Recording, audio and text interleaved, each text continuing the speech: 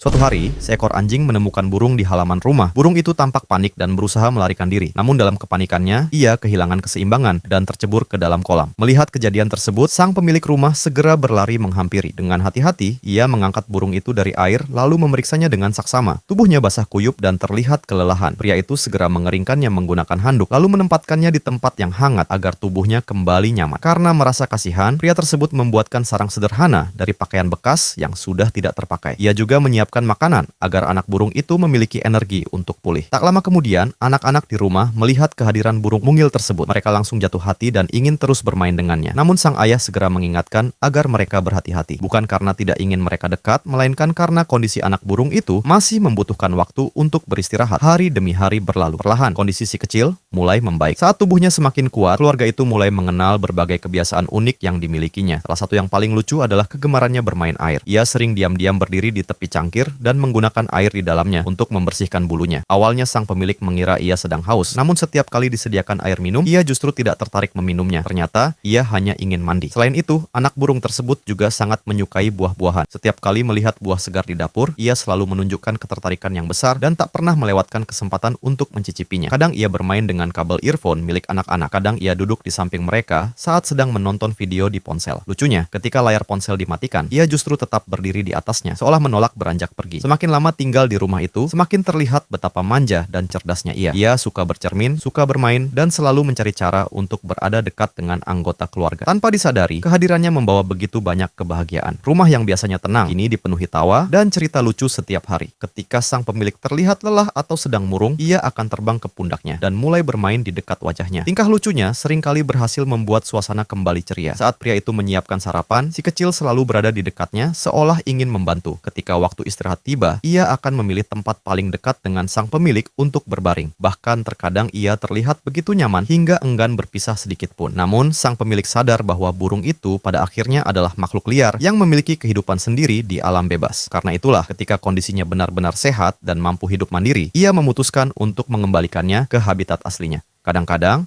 satu tindakan sederhana dapat menciptakan kenangan indah yang bertahan jauh lebih lama daripada yang kita bayangkan.